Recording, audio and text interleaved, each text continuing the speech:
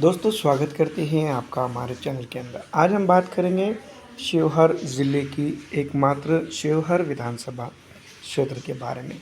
शिवहर विधानसभा क्षेत्र की विस्तृत जानकारी की अगर बात करें तो 2015 शिवहर ज़िला एवं विधानसभा का जो तो वजूद काफ़ी अच्छा रहा है। यहाँ पर अगर बात की जाए तो कई एक महत्वपूर्ण मुद्दों के साथ शिवहर के अंदर कई चीज़ें जो है तो पिछली दफ़ा हुई है।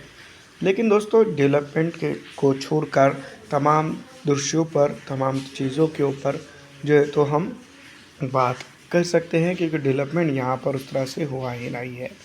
शिवहर ज़िले में स्थित है शिवहर विधानसभा क्षेत्र की अगर बात की जाए तो संख्या 22 पर आती है और इस इलाके के अंदर या फिर इस ज़िले के अंदर विकास की बात करें या फिर कई अन्य चीज़ों की तो उस तरह से या उस लेवल पे इस इलाके के अंदर डेवलपमेंट नहीं हुआ है जिस तरह से उमूमी तौर पर होना चाहिए था। शिवहर क्षेत्र की अगर बात करें तो ये क्षेत्रगत जो है तो डिलिमिटेशन जिसको हम कह सकते हैं उसके चलते जो है तो इसके ऊपर भी कहीं ना कहीं डेवलपमेंट की गाज गिरी है। डेवलपमेंट यहाँ पर भी जो है तो बड़ी मात्रा में रुका है।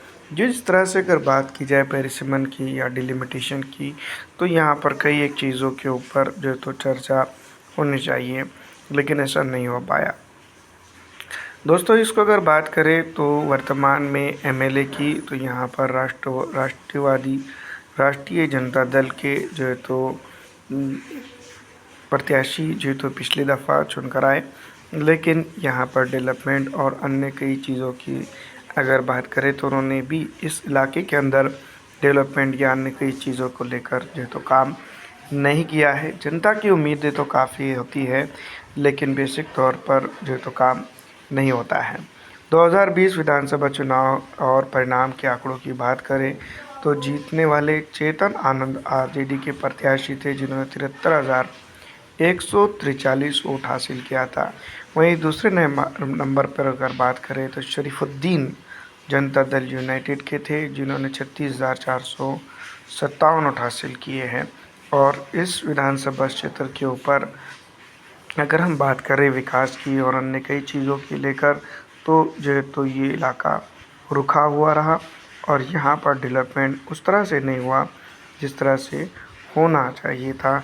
यहाँ की जनता की अगर बात करें तो जनता जिस तरह से डेवलपमेंट की चाह रही थी उस तरह से नहीं हो पाया है।